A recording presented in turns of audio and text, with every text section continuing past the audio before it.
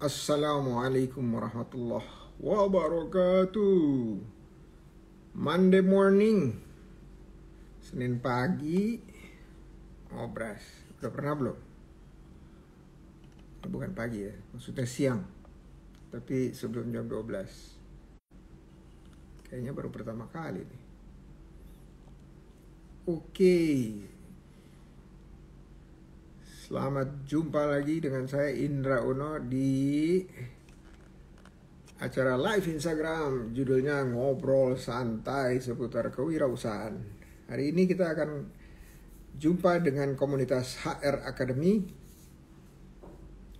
di Ngobras ke 369. Tapi sebelum itu, sambil nunggu yang lain, kita simak pertanyaan dari Mpok Nung.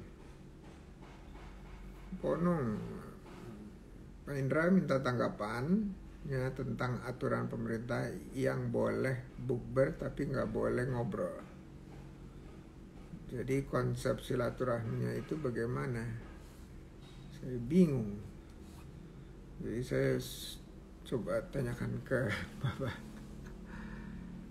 Oke. Saya sendiri juga pernah dengar ya. Ngobrol itu maksudnya berkata-kata ya. Atau mungkin saya terjemahkan berlama-lama. Berlama-lama. Ngobrolnya berlama-lama dalam nggak pakai masker. Jadi artinya gini, kalau mau ngobrol pakai masker, kalau buka bareng kan itu sambil makan, kalau lagi makan ya nggak ngobrol. Gitu aja sih, sesederhana itu. Kalau nggak salah ada juga ya hadisnya, kalau kita makan kita nggak bicara. Karena apa? Karena katanya nih orang-orang dulu bilang kalau lagi makan sambil bicara atau minum bicara, potensi keselaknya gede. Bener gak tuh? Waktu kemarin sih waktu saya dengar, oh maksudnya ya iya pas lagi bukber tuh lagi makan gak ngobrol ya oke-oke aja. Emang begitu kan hadisnya. Terus saya bilang kalau perlu sesuatu gimana? WA aja biar nggak melanggar peraturan pemerintah. Walaupun itu juga ngobrol tapi bentuknya ngeteks gitu ya. Itu sih saya terjemahinnya, tapi saya belum lihat juga peraturannya tuh.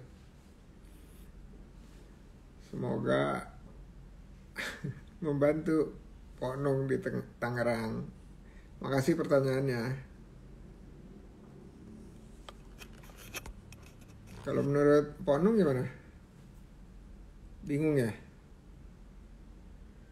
Soalnya kita terjemahin bukbernya tuh mungkin dari awal datang sampai akhir kali ya. Itu terjemahan kita. Tapi mungkin buka bareng itu di peraturan itu diartikan yang saat makannya aja, ngunyah maksudnya, ngunyah. Tapi kita lihat ya, bisa jadi ini. Coba saya sambil saya Google aja deh ya. Kalau saya Google gimana? Oke nggak tuh? Kita Google.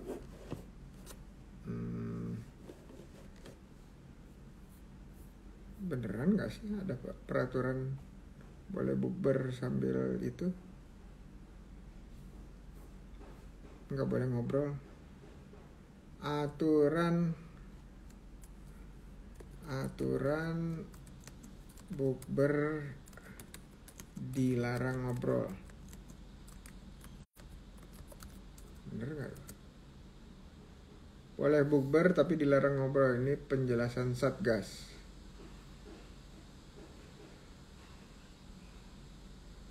Coba, ini di Kompas nih.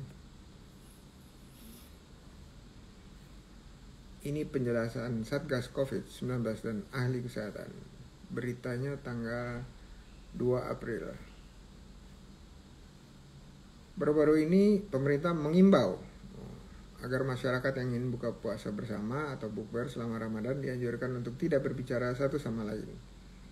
Juru bicara Satuan Tugas Penanganan COVID, Wiku Adhisa Smito meluruskan mengenai hal tersebut. Lantas apa maksud aturan pemerintah boleh bukber tapi dilarang ngobrol? Wiku mencontohkan saat individu menyantap makanan saat berbuka puasa tentu tidak perlu berbicara agar tidak menimbulkan droplet. Droplet itu adalah di dalam udara ada gelembung-gelembung air yang keluar dari mulut gitu ya. Ya, bentuknya kecil, nggak bisa dilihat oleh mata, yang menjadi penyebab penularan virus. Saat menyantap makanan tentunya tidak berbicara untuk menghindari adanya droplet, kata Wiku. Wiku mengatakan usai menyantap makanan dan kembali menggunakan masker, tentunya warga diperbolehkan berbicara satu sama lain guna menjalin silaturahmi selama bulan Ramadan, betul kan? Setelah makan selesai, penjelasan ahli kesehatan. Spesialis penyakit dalam menjelaskan droplet tidak hanya keluar ketika kita membuka mulut seperti bicara bersin atau batuk atau bernyanyi. Droplet juga bisa keluar dari mulut dan hidung ketika kita bernafas. Nah, betul. Coba ya, kalau ada handphone gitu ya, kita bernapas itu kan ada kayak embunnya. Nah, itu titik-titik droplet atau air. Sehingga tetap bisa menyebar saat makan meskipun tidak sambil ngobrol. Jadi buka bersama itu tetap berisiko karena saat makanan pasti buka masker katanya.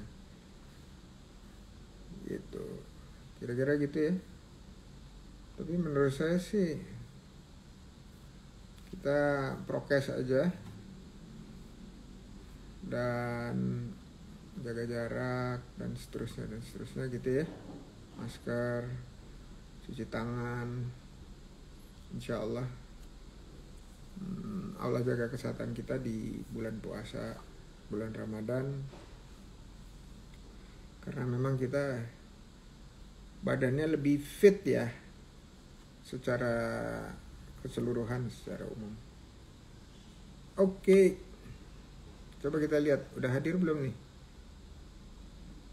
Hanatiwi dan Bedag Coffee. Bedag Coffee udah.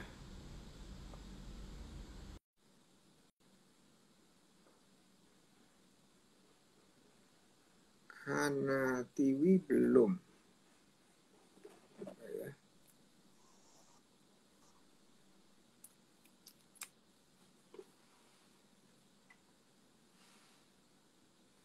Cek, suara saya kedengaran?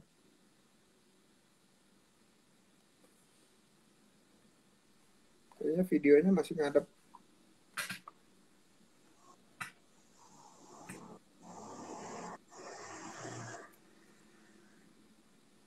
Cek, nah itu udah mulai kedengaran, tapi loading nih.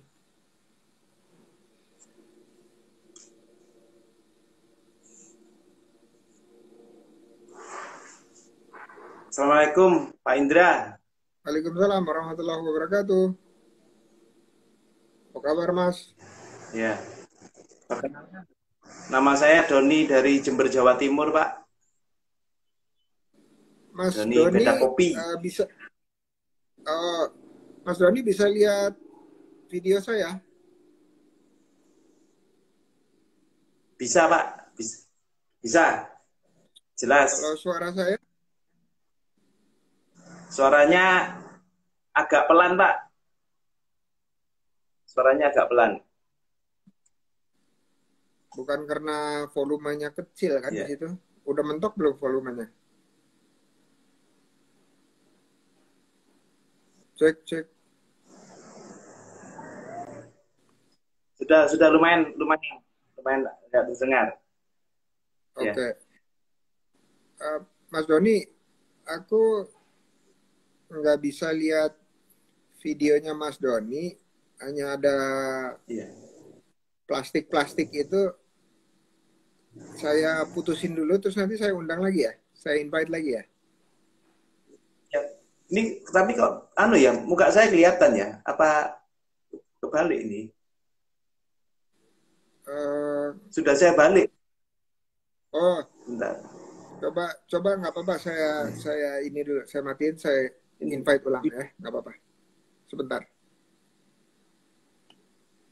Siap. Siap. Iya. Oke, ntar saya invite ulang.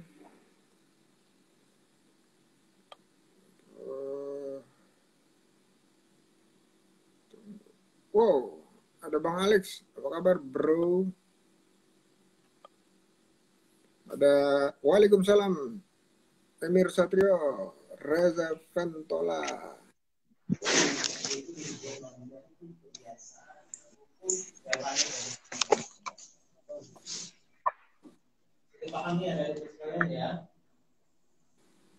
Mas Doni, aku ngelihatnya pagar doang nih.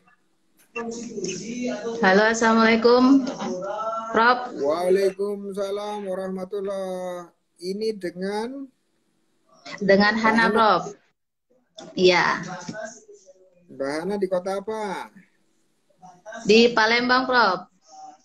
Wow, Palembang. Aman di Palembang? Alhamdulillah aman. Tapi masih ada di DPRD itu lagi pada aksi, Prof. Oh, tanggal 11 ya?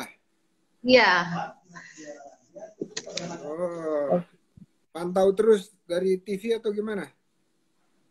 Karena ya dari media sosial. oh, media sosial. Karena belum tentu dimunculin di TV. Ini saya sudah bisa melihat wajahnya Mas Doni nih. Wah, akhirnya. Mas Doni bisa dengar suara saya?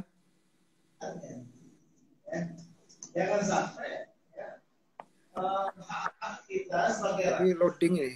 Oh, mati dia, mati. Tidak direalisasikan oleh Dianto Nugraha, Waalaikumsalam. Oke, sambil nunggu Mas Doni, aku panggilnya apa nih? Mbak Hana, Kahana, Pohana, Buhana, atau apa nih? Terserah, Prof. Sangat luar biasa sekali ini bisa berjumpa langsung sama Prof ini. Oke, sama-sama, sama-sama. Jangan terserah dong, nanti kalau nggak saya panggil nggak nengok lagi. Kak Hana aja, Prof, karena masih sangat muda, Prof. Oh, Kak Hana. Kak Hana emang sangat mudanya berapa usianya? 17. 30, Prof. Oh, 30. Oh, iya, iya. Memang masih muda 30. Harus dimudah-mudahan. Iya, coba saya lihat deh. Soalnya di sini nggak dikasih tahu tanggal lahir ini, cuma tanggal 30 aja nih. Umur 30 aja. Iya betul, tanggal lahirnya nggak ada. Pampangan tuh di mana? Pampangan itu kalau di Palembang ini itu masih Kabupaten Oki, Prof. Ogan Kombing Ilir. Kalau di Sumatera Selatan ya di Palembang. Kalau mau ke kotanya kurang lebih itu 2 jam lah kurang lebih. Dari kota Palembang ke desa Pampangan. Deketan Oki atau Oku? Deketan Oki. Kalau dari kota Kayu Agung itu ke Palembang itu kurang lebih 1 jam. Apalagi ada tol ini kan, lebih cepat, Prof. Oh iya, sekarang sudah masyarakat Sumatera Selatan dan Lampung sudah punya tol sendiri.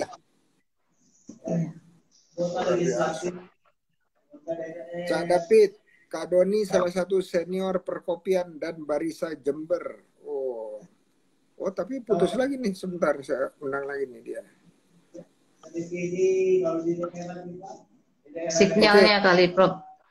Iya, apa biasa ini biasa kalau IG itu perlu signalnya agak boros. Oke, makasih ya.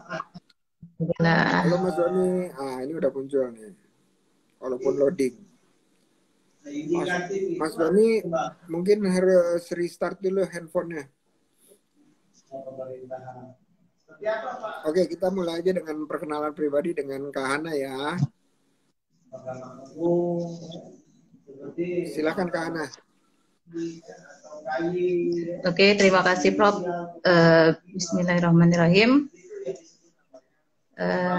Sangat luar biasa ya, bisa berjumpa langsung ini sama Prof. Indra Uno dan teman-teman sekalian yang bergabung di sini. Mudah-mudahan kita dalam keadaan sehat walafiat. Amin. Amin. Amin ya Rabbal Alamin. Perkenalkan Prof, nama saya Hana Pertiwi. Asli saya ini dari Desa Pampangan, Kecamatan Pampangan, Kabupaten Ogan Komering Ilir, Oki. Kalau dari Palembang itu 2 jam kurang lebih sampai ke kota, masih di daerah seperti itu. Namun saya tinggal di Palembang, itu desa kelahiran saya. Dari 2009 itu saya berada di desa dan hijrah ke kota Palembang untuk mengikuti perkuliahan kayak gitu, Prof. Dan alhamdulillah 2017 selesai kuliah, ambil jurusan muamalah, Prof, di Syariah di UIN Raden Patah Palembang.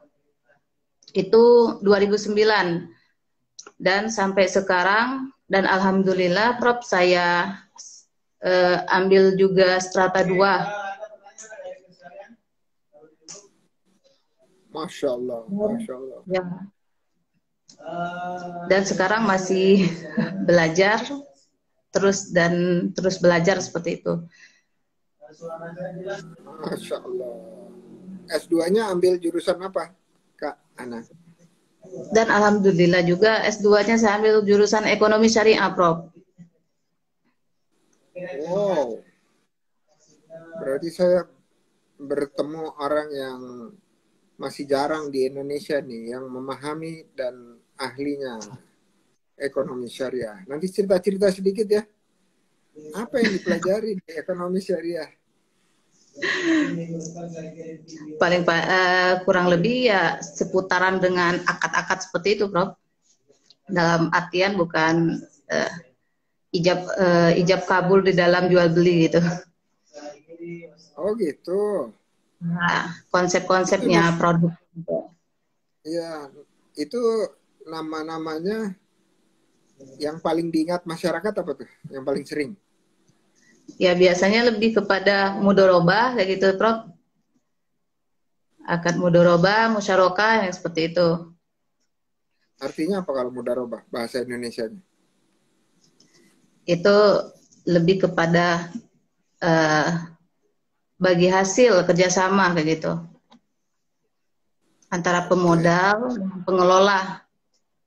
Tapi biasanya itu kebanyakan selain di dalam perbankan ada juga di produk yang lain kayak di BMT, di koperasi syariah juga ada yang seperti itu, Prof. Oke. Iya. Kalau musyarakah apa? Syirkah, ya. Kurang lebih seperti kalau di mudharabah kan itu sebatas kerjasama antara pengelola dengan pekerja ya, hanya ada pemilik modal. Kalau musyarakah itu kan lebih secara bekerja secara sama-sama, sama mempunyai modal, bekerja secara bersama kayak gitu. Oke, mirip sama mudharabah tapi untuk penggunaannya lebih kepada bersama. Kalau mudharabah bagi hasil itu hanya ada pemilik, dia punya usaha, tetapi yang memodal ini yang lain kayak gitu. Jadi di situ sistemnya itu bagi hasil kayak gitu. Kalau yang lebih umum yang di Indonesia lebih umum apa tuh? Musyarakah atau mudharabah? Biasanya ke mudharabah. Kalau kita pakai apa namanya, kalau di usaha ya, Prof, usaha kecil-kecilan itu lebih ke mudharabah. Oke oke. Wah, ini menarik nih. Nanti saya mau tanya-tanya lagi ya. Saya mau belajar sama Kak Hana. Aduh, seharusnya ini Hana ini, Prof. Yang ingin banyak sekali sebetulnya, beribu pertanyaan di kepalanya. Sama-sama, boleh. Sama-sama. Oke. Apalagi yang mengenai ya itu tadi usaha gitu. Boleh. Sama-sama belajar. Sama-sama belajar kita. Karena sebelumnya itu, Prof, dari 2000 sebetulnya kan hijrahnya kuliah itu salah satunya selain dibiayai oleh orang tua, saya juga usaha juga. Cuma waktu itu usahanya itu usaha sama orang tua kan, jual karena orang tua tuh usaha kemplang, yaitu kita yang masarin kayak gitu. Nah, kurang lebih tuh ceritanya sih waktu kuliah memang harus saya lakukan ini biar mendapatkan cuan-cuan gitu. Jadi ya karena di Palembang ini mayoritas kan memang khasnya itu pempek, Prof. Pempek, kemplang kayak gitu ya. Tapi kebanyakan itu kemplangnya itu ikan laut. Jadi kita tuh berinisiatif kayaknya ini bagus kalau diusahain di Palembang. Karena kalau di dusun saya itu, lebih kepada ikan sungainya, Prof, kayak gitu. Rasanya beda nggak? Beda. Kalau ya karena kalau ikan yang di ikan sungai itu lebih ya dia kan ikan tawar kayak gitu, Prof. Iya. Iya. Wah, akhirnya nih Kak Doni, Mas Doni muncul. Alhamdulillah. Mas Doni bisa dengar suara saya? Assalamualaikum. Waalaikumsalam. Oke, diapain tadi HP-nya? Dimarahin ya?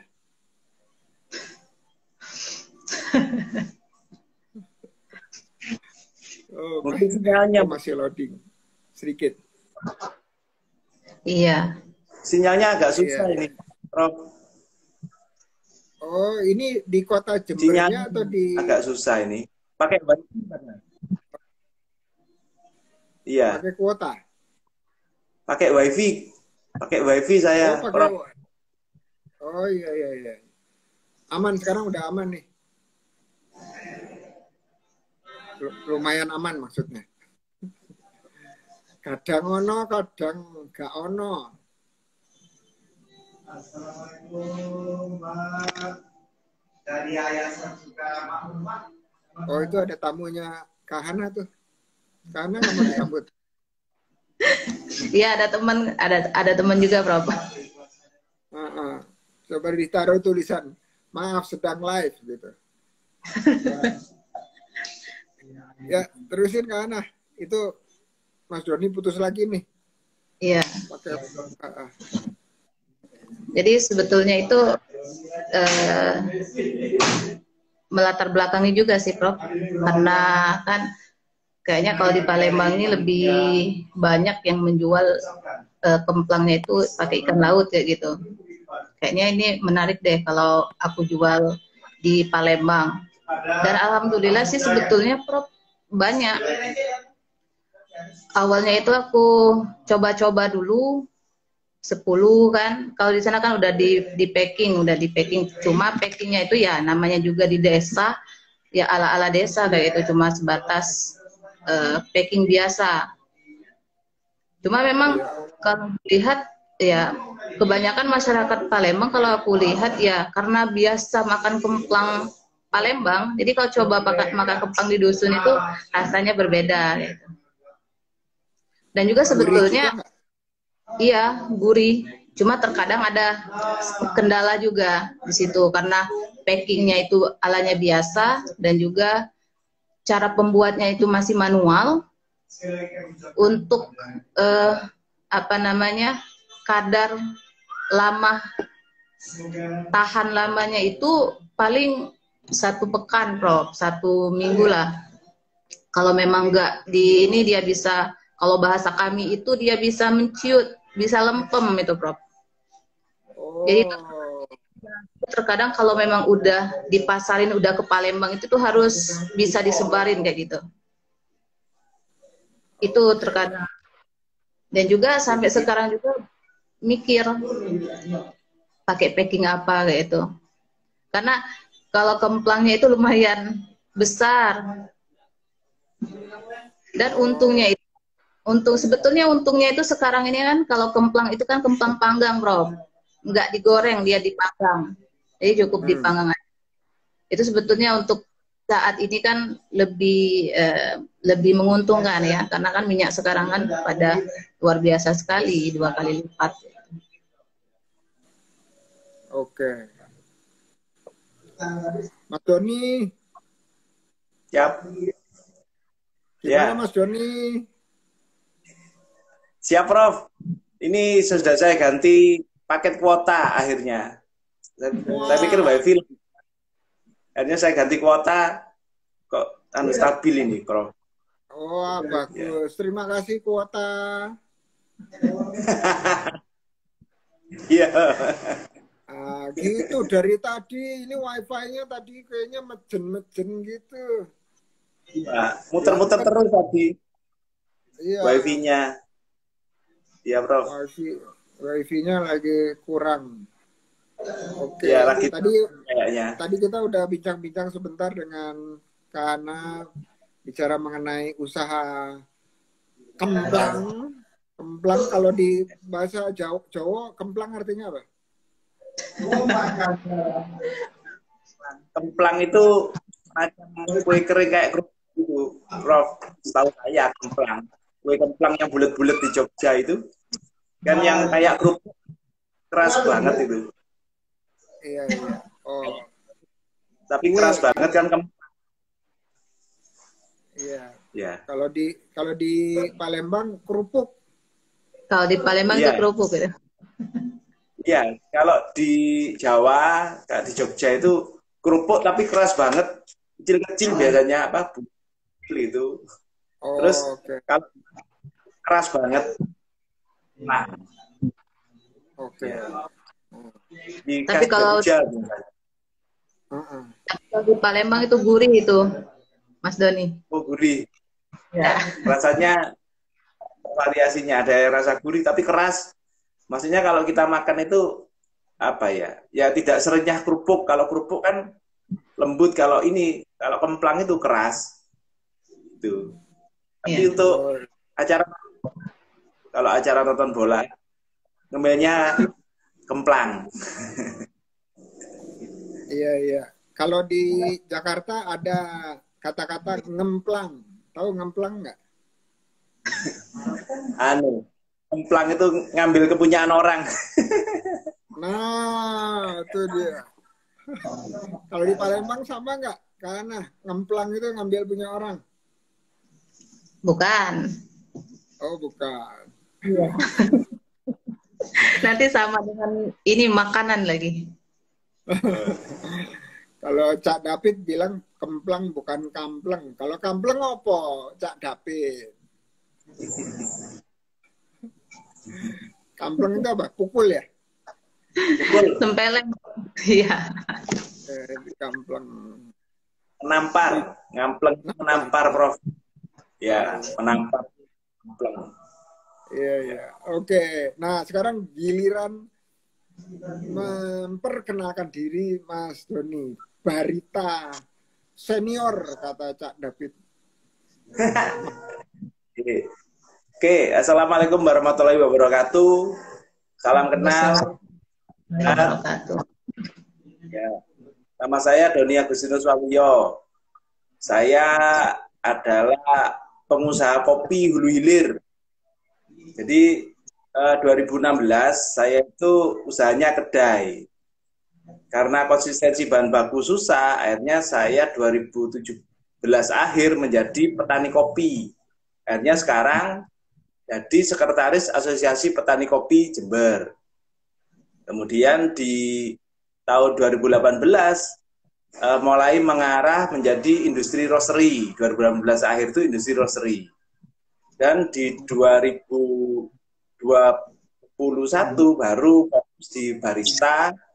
2020-nya itu di Ketua DPW Forum Barista Nusantara Provinsi Jawa Timur.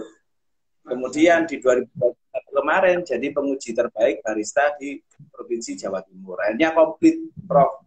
Jadi saya dari usaha hilir dan di 2021 kemarin mendirikan lembaga kursus pelatihan tata boga dan barista. Juga aktif di bidang. Nah, jadi bisnisnya itu mulai dari sektor pertaniannya, kemudian industri UMKM-nya, kemudian pelatihannya, sambil yang terakhir itu kita bikin kegiatan edukasi di gunung. Sudah 2 kali bikin event namanya Ngopi di Gunung, Prof. Nah, Ngopi di Gunung 2021 dapat sertifikat CHSI dari Kemenpar. Jadi tempat kita yang dirikan untuk edukasi kopi di hulu dapat sertifikasi CHSI. Gitu, Prof. Masya Allah. Banyak banget itu pengalaman. Ngopi di gunung. Ya, 2 kali dengan iyain aja. Jadi kita punya event organizer yang lola itu para milenial. Jadi kita menggabungkan antara hulu yang banyak petani-petani secara ini sosial medianya kurang, kita gabungkan dengan para milenial, akhirnya di situ jadi kolaborasi. Jadi yang memviralkan tempat kita, tempat kebun kita itu para milenial yang tergabung di komunitas aja. Itu, Bro. Oke. Ngopi di gunung. Tadinya hilir itu apa? Hilir. Hilir itu kedai. Jadi hulu itu pertanian. Budidaya pasca panen itu di hulu. Kemudian di hilirnya itu industri produksi kopi sama barista.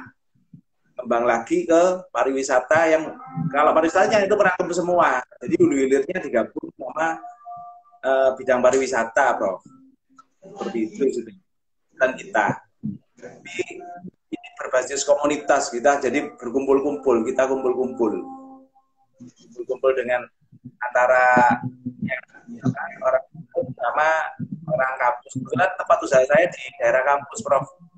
Di sekitar Universitas Jember. Kan sekitar 100 meter. Jadi ketika kampus aktif, tempat saya itu jadi tempat kumpulan anak belajar kopi, untuk studi banding gitu. Lama-lama kan kita butuh lembaga, makanya kita berikan lembaga kursus pelatihan mandiri. Seperti itu, Prof. Kalau Universitas Jember singkatannya apa? UNED. UNED. Ya. Ya, tapi kadang-kadang guyonannya itu unjem. Kalau dulu waktu saya kan pernah kerja di Jakarta. Di Menara 165 itu, Prof. Jadi saya pernah sana itu, kalau orang-orang sana kalau nyebut saya itu dari Unjem, Universitas Jember. Bukan UNED, tapi Unjem. UNED itu Universitas Negeri. Ya, Universitas Negeri Jember. Oh, tapi orang-orang mikir UNED itu apa, J atau D? J atau pakai D? J. Oh, pakai UNED. J. Jadi UNED. UNED. Oh, ada ikonya. Oh, ya. Kirain ini ejaan nama. Jember pakai D. DJ. Ya. DJ. Bisa, Zaman Belanda dulu. Ya, zaman Belanda dulu memang di Jember. Oke, oke. Sekarang UNED. Ya, UNED. Orang susah nyebutnya jadinya Unjem. Kamu dari Unjem ya? Lucu juga ya. Unjem. Oke. Ya. Ini ada yang nyapa nih dari Balikpapan. Siap. Iya, Tina dari Aceh Besar, Rahmayani dari, kalau Cak David udah nih ya. Kalau dari Situbondo ada nih Ari Ana Homid. Terus ada Mbak Desiana Sari, ada Emir Satrio, Dianto Nugraha, dan Reza Ventola. Wah, selamat menyimak, selamat menyimak. Ada Libi juga, Libi. Apa kabar Libi? Oke, nah sekarang ini yang sesi yang paling ditunggu-tunggu sama Kak Hana. Apa itu sesinya? Sesi promosi usaha. Ayo Kak Hana, silakan promosi. Yang dijual tadi udah jelas, kemplang. Udah itu harganya berapa, ordernya di mana, kerjasamanya gimana, dan seterusnya. Silakan Kak Hana. Bagi teman-teman sekalian ya, kalau belum merasain kemplang panggang ikan sungai itu yang ada di kota Palembang tuh mantep betul, enak nian. Kalau bahasa kita tuh lemak nian. Jangan lupa, iya lemak nian. Jangan lupa dicobain kemplang panggang ikan sungai, cukup 1 bungkusnya itu 35.000, isinya 50. Itu bisa makan sepuasnya dengan keluarga, anak-anak, teman, dimanapun itu, untuk apapun bisa dinikmati, baik itu makan, santai, jalan-jalan, mantul. Sayangnya saya Jangan nggak punya fotonya nih. mau buka itunya, mau buka IG-nya Kak Hana, nggak ada dikunci lagi. Ya, nggak di ini, Prof, di IG. Paling itu lebih ya, Prof, lebih kepada WhatsApp gitu. Oh, jualannya lewat WhatsApp. Lebih laku lewat WhatsApp ya jualannya? Ke situ. Tapi sebetulnya untuk perluasan sebenarnya bisa di IG ya, Prof ya. Bisa sekali. Jadi sekarang lagi nggak dibawa. Kemplangnya nggak dibawa. Enggak, cuma fotonya aja ini. Coba mana ada fotonya? Bolehlah. Ada asli foto pun boleh. Di mana nih ngirimnya nih, Prof? Ngirimnya di DM ke saya. Nanti saya buka. Bisa nggak? Nggak bisa ya? Ya udah deh, nggak apa-apa deh. Ya. Nah, kalau mau jadi atau sudah ada reseller? Resellernya belum ada, Prof. Kita sama ada juga kan ibu-ibu di desa itu, kalau yang masarinnya itu keluarga gitu. Ya. Paling teman-teman sekantor, teman-teman kayak gitu. Oke. Kalau di HR Academy udah ikut pelatihan apa aja? Di HR Academy kemarin tuh ikut mentor, Prof. Dan juga itu banyak sekali ya pengalaman-pengalaman, dan sepertinya itu menyesal. Kenapa nggak dari dulu itu tahu di HR Academy itu? Karena luar biasa sekali profesional dalam melaksanakan tugas, dalam melaksanakan pembelajaran pelatihan. Itu banyak sekali pengalaman yang saya dapat di HR Academy. Dan itu pun saya dapat dari guru saya Prof itu coba ikut aja di situ, mudahan bisa ngembangin usaha dan juga bisa ngasih tips ke yang lain juga kayak gitu. Dan luar biasa sekali memang acaranya luar biasa, begitupun mentor-mentornya, narsum-narsumnya dan lain sebagainya. Itu dan keren. Pelatihannya melalui online kan, Zoom ya? Iya, ya waktu itu pelatihannya melalui Zoom online. Oke, berapa lama pelatihannya? Kurang lebih 2 bulanan, karena kemarin tuh saya sempat remedial Prof, jadi kan itu ada waktu-waktunya kayak gitu. Oh, iya, ngulang gitu ya? Remedial itu ngulang? Iya, ngulang. Dan apa namanya, materi-materinya itu keren-keren Prof.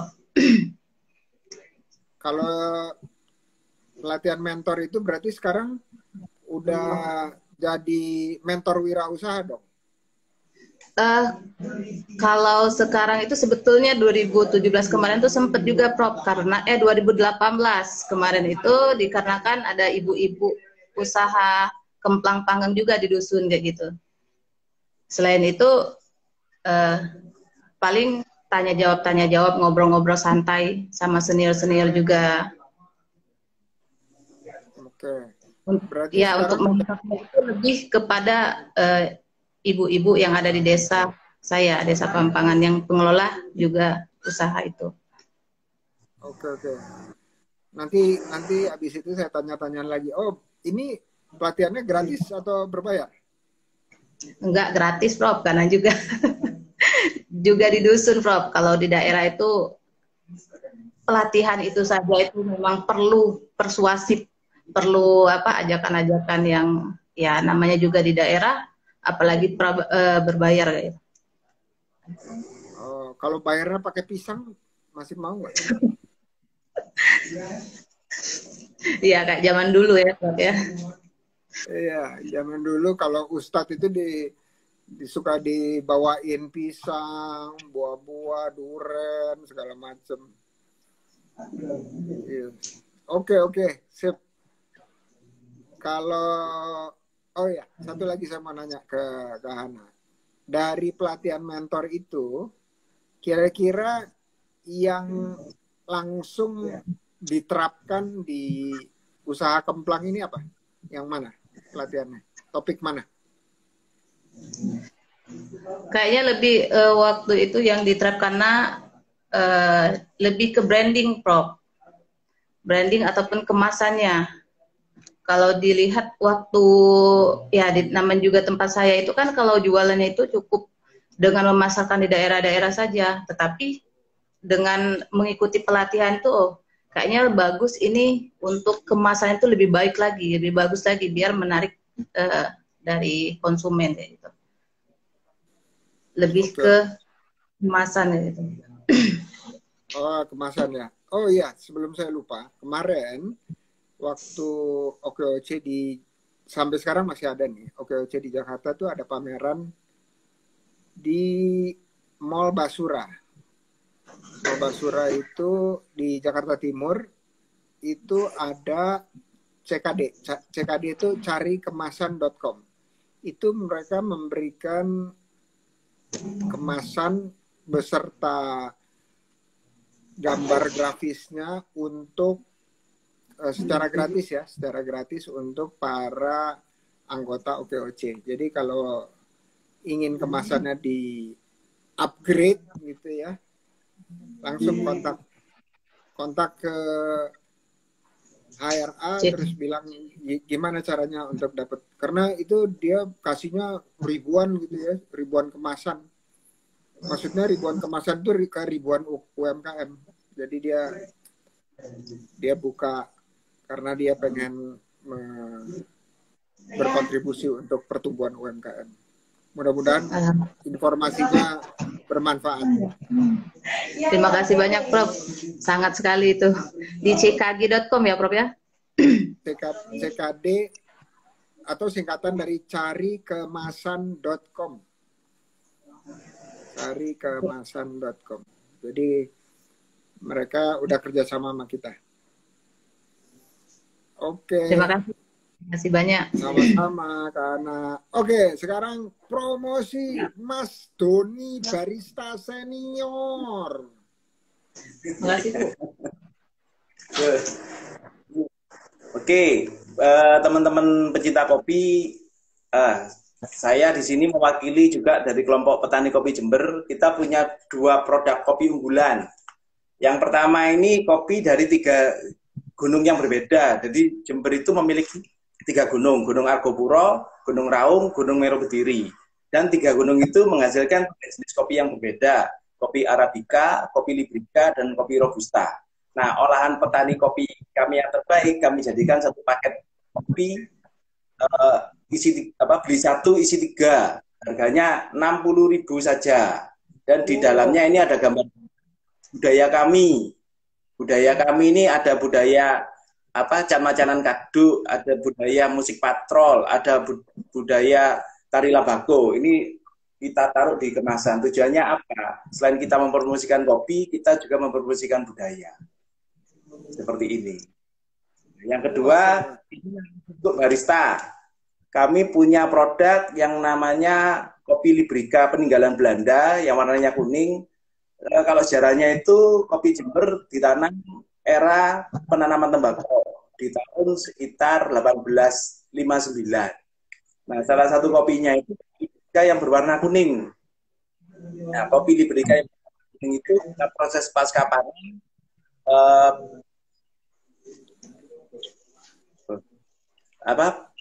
pasca panen karbonik maserasi. Proses karbonik maserasi itu proses yang dilakukan oleh barista sasastik di tahun 2015. Nah, kita mengadaptasinya di 2017. Ini sudah pernah masuk Kompas TV Nasional. Dan kemarin acara apresiasi kreasi Indonesia itu kita sajikan ke Bang Sandiaga Uno. Dan katanya kopinya aromanya seperti anggur, kopi wine. Tapi karena tidak memabukkan, ini disebut kopi asik. Jadi ini kopi yang masuk finalis apresiasi kreasi Indonesia di tahun 2021 di Banyuwangi. Ini, Prof. Oh, iya, itu programnya Kemenparekraf. Ya, ini finalis. Dan dari HRA, saya mengucapkan banyak terima kasih. Kemarin waktu kita di Geber, kita kan dapat banyak pendampingan itu mulai dari badan hukumnya sampai ke masalah penentuan pasar, segmentasi pasar. Akhirnya produk ini salah satunya idenya dari situ. Ini segmentasi pasar umum, ini segmentasi pasar khusus. Nah, yang segmentasi pasar khusus ini yang mulai kita arahkan untuk jaringan barista. Makanya saya tergabung di Forum Barista Nusantara. Jadi ini kopinya barista, ini kopinya para peminum kopi. Peminum kopi yang pokoknya ngopi pakai gula, pakainya ini. Nah, kalau yang mau lomba-lomba barista, pakainya ini. Itu ilmunya dari RA. Oh, oke. Jadi ada kekhususan ya. Perbaikan kemasan juga. Kemarin bukan seperti ini. Ketika kemarin dapat pelatihan berita yang terkait kemasan, akhirnya kemasannya jadi dut. Akhirnya ketemu rumusnya kopi beli 1 isi 3. Ini juga yang kemarin kita bawa ke Mandalika.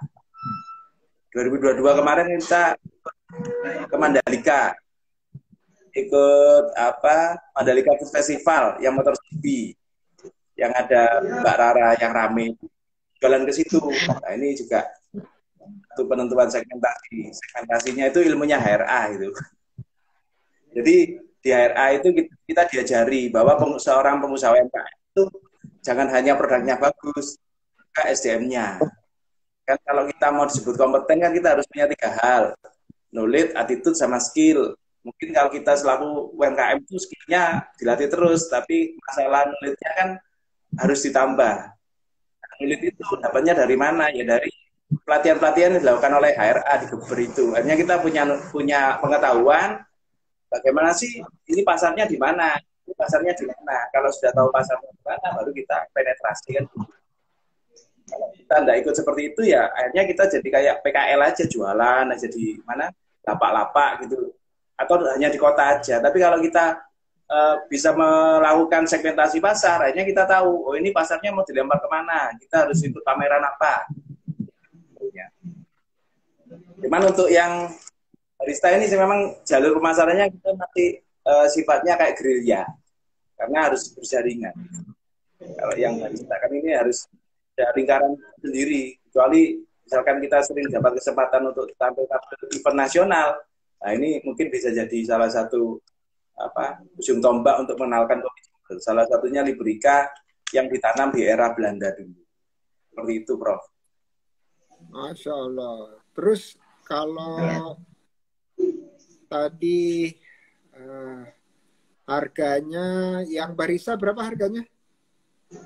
Yang ini per 100 gramnya 50.000. Ini mulai 2017 per 100 gram 50.000.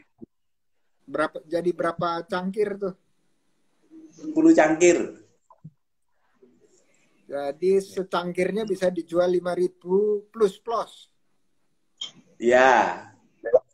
Saya dulu waktu masih main kedai, ini saya jual 20.000, Prof. Kalau masih main kedai dulu. Jadi kan sebelumnya ini pakai V60. Sajikannya kalau yang ini dibikin Javanese, itu nanti keluarnya seperti coffee brandy. Aromanya seperti brandy, tapi tidak beralkohol. Tapi kesannya seperti beralkohol. Gitu. Jadi memang kopi-kopi ini memang kopi-kopi yang nggak umum, karena kan orang kenalnya cuma Arabica sama Robusta. Nah ini yang kita bawa Liberica. Kalau dari pohonnya rata-rata di atas 10 meter. Kalau naiknya harus pakai tangga. Dan batangnya itu besar-besar. Batangnya besar. Jadi dari kopinya dapat, dari pasca panennya inovasi, pasar juga terbentuknya juga secara berjaringan. Kapasitas produksi memang nggak banyak, hanya mengeluarkan 100 kilo aja per tahun. Itu tumbuhnya di ketinggian berapa Liberica itu? Liberica itu sebetulnya bisa mulai dari 50 sampai di atas 1.000 juga bisa. Cuma yang dikenal selama ini kan yang di Kuala Tunggal Jambi, yang ditanam di rawa-rawa. Tapi kalau di tempat kami, ini tumbuhnya sampai di atas gunung juga ada. Jadi di dataran rendah bisa, dataran tinggi bisa. Cuman karena rendemennya itu rendah, biasanya teman-teman enggak cocok karena rendemennya kan rendah dia. Misalkan dalam 1 kilo cherry itu cuma menghasilkan kurang lebih 100 gram green bean. Kalau Arabica kan bisa sampai 1,3, kalau Robusta bisa sampai 1,8 sampai 2. Sedangkan ini paling rendah, rendemennya paling rendah. Buahnya besar-besar. Buahnya itu seperti tomat kecil, tomat sambal, tapi bijinya kecil sekali. Cuman kalau dari sisi rasa, aroma buahnya kan kuat. Ada beberapa nyebutnya ini kopi nangka karena aromanya seperti buah nangka. Kalau di cita rasa itu keluarnya memang lebih banyak manisnya. Makanya kalau dibikin proses kopi wine ini lebih masuk karena kan bahan bakunya merubah alkoholnya kan banyak. Karbohidratnya banyak, karbohidrat dirubah jadi gula, gula dirubah jadi alkohol. Ketika di roasting yang muncul jejak alkohol. Makanya kan minum ini kan sepertinya minuman beralkohol padahal enggak. Makanya kan kopi wine tapi tidak memabukkan. Misalnya kopinya Oke, wah keren. Ini ada pertanyaan nih buat Mas Doni. Katanya dari yang kasiran. Kalau ditanam di Kuningan, Gunung Ciremai. Kuningan tuh kira-kira 500 sampai 700 meter gitu Gunung Ciremai. Dan daerah Bogor, Gunung Salak, apakah bisa ditanam? Bisa. Liberica itu kan fleksibel. Dia sebetulnya tanaman yang tahan. Perakarannya itu lebih ke arah ke dalam, menunjang. Beda dengan yang lain. Seperti Robusta kan lebih banyak menyamping. Kalau Librica itu 7 jam. Makanya kan dia ketika musim kemarau di tempat kami pun kopi Robusta daunnya layu, kopi Librica daunnya masih seger. Gitu. Kan biasanya di gunung susah air.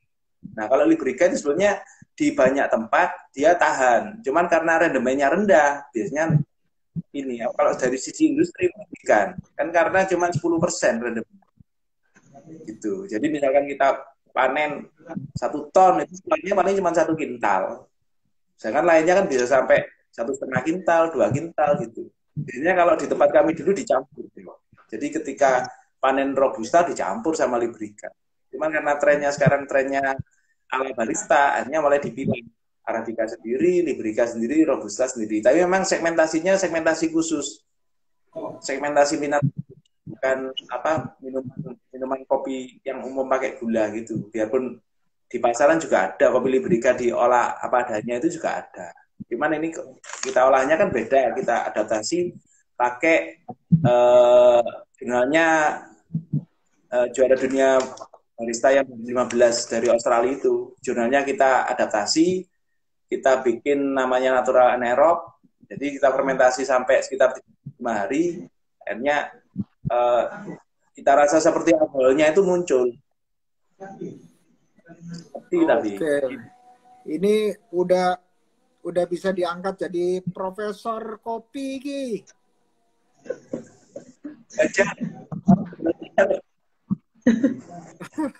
Belajar terus.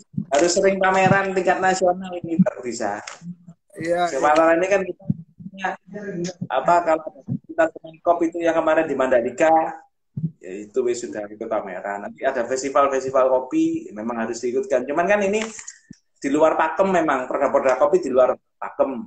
Pakemnya kan cuma olah basah sama olah kering aja. Nah, itu yang pakem-pakem di luar 2 olahan itu yang masih belum ada memang. Sistem penjualannya juga belum ada. Masuk di specialty kopi ini sebenarnya masuk kopi defect, tapi kan ada pasarnya. Kan sekarang tren-tren untuk kopi inovasi pasca panen, model-model organik, model honey itu kan ada pasarnya, cuman memang tidak pernah dikonteskan untuk kopi-kopi seperti itu. Kontes untuk barista aja, lomba barista itu. Tapi untuk yang lomba-lomba kopi-kopi spesial tidak pernah bisa masuk kontes ini, Prof. Memang harus ada wadah khusus yang ada kopi olahan pasca panen inovasi nanti dimunculkan, harus dipisah dengan pasca panen kopi industri full wash. Kalau industri yang murah yang tidak mensejahterakan petani ya kopi asalan itu, Prof. Yang untuk industri pabrikasi itu kan tidak perlu kopi ada rasanya, yang penting kuantitinya banyak, harganya murah.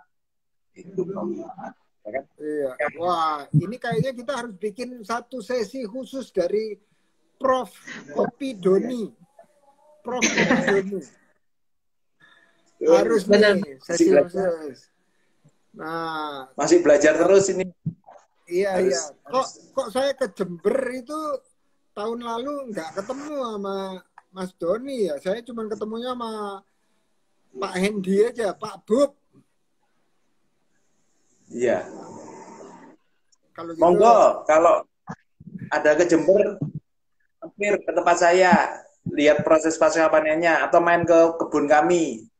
Kebun kami kan memang kita jadikan salah satu wisata edukasi yang di atas gunung, tapi jalannya susah, harus naik motor, atau misalkan gede, kalau enggak gitu jatuh, Prof. Kan kemiringannya hampir 45 derajat di tempat kami. Wow. Ketinggiannya iya. Di Instagram saya foto-fotonya banyak sudah yang dapat sertifikat CSE kan. Ya. Ini Instagramnya Iki. Beda Coffee. Ya, Beda Coffee. Ya. Siap. Artinya bedak itu apa? Nah, kalau sejarahnya dulu gini, Prof. Bedak dulu kan usaha saya itu kecil, Prof. Usaha saya itu ukurannya 2,5 kali 3,5. Karena bentuknya kecil, kayak yang di dalam pasar tuh, Bos. Prof, lapak-lapak dalam pasar itu kan kalau di Jawa bahasanya bedak. Nah, saya dulu usahanya segitu, Oh. kecil. Nah, Oke, tapi oke. setelah itu saya ketemu dosen sastra, sama dosen sastra. Bedanya itu kan ganti huruf G.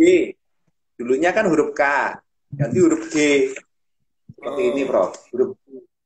Nah, huruf G kalau di kamus bahasa Jawa, ketemunya itu pemburu, Prof. Pemburu kopi.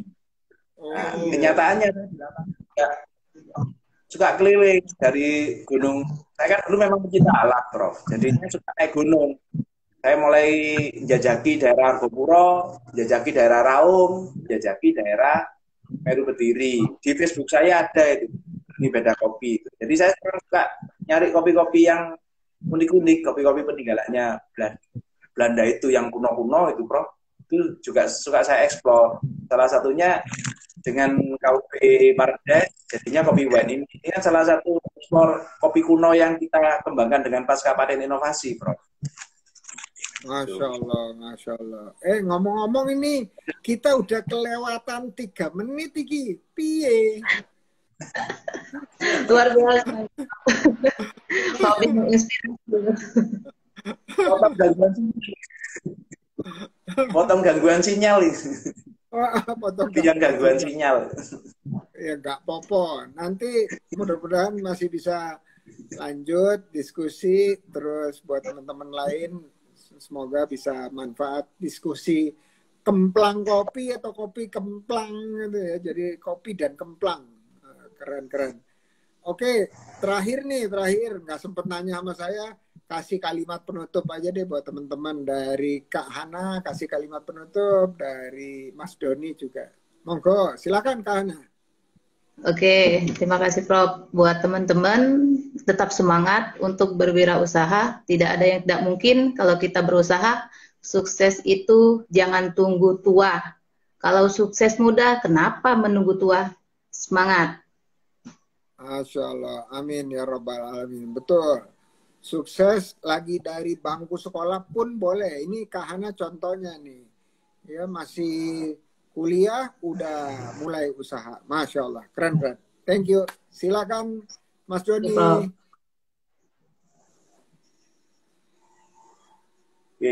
Oke, teman-teman, kalau teman-teman ingin menjadi UMKM yang naik kelas, UMKM yang mampu bersaing di tingkat nasional ataupun di tingkat internasional, kuatkanlah salah satunya terkait perizinan produk. Yang kedua, kuatkanlah terkait SDM kita sendiri. Jadi, perkuat ilmu-ilmu kita terkait UMKM. Bisa nanti belajarnya ARA. Ya gitu, pokoknya semangat. Itu pandemi itu bukan halangan, pandemi itu adalah tantangan. Bahkan beberapa teman kita justru di tengah pandemi omsetnya malah meningkat. Itu kenapa? Karena knowledge-nya ilmu ada, semangat juga ada, konsistensi ada. Itu aja. Jadi UMKM yang sukses kuncinya adalah harus konsisten, jangan tole-tole, biar fokus. Kalau anak milenial itu untuk jadi konsisten itu kebanyakan distraksi. Jadi bukannya disrupsi, jadi distraksi. Jadinya apa? Tolah-toleh. Oke, matur suwun Mas Doni. Terima kasih Kak Hana. Saya ucapkan selamat meneruskan puasanya, fokus ibadahnya yang lain, dan sampai jumpa di lain kesempatan. Assalamualaikum. Waalaikumsalam warahmatullahi wabarakatuh. Syukran Prof. Afwan. Oke, teman-teman semua, makasih. Ini pas azan. Ya, kita udah di penghujung waktunya. Terima kasih teman-teman HRA Academy dari Palembang dan dari Jember. Wah, keren. Senang kita ketemu dari Sumatera dan dari Jawa Timur, Sumatera Selatan ya. Ada Maria Sofia Al-Katibi bisa langsung gabung HRA. Gimana cara gabungnya? WA daftar, klik di website okoce.net. okoce.net ya. Nanti disambungkan dengan tempat-tempat atau komunitas-komunitas untuk belajar. Cak David, makasih. Yang kasiran. Makasih juga. Dan yang lain-lain ya. Assalamualaikum warahmatullahi wabarakatuh.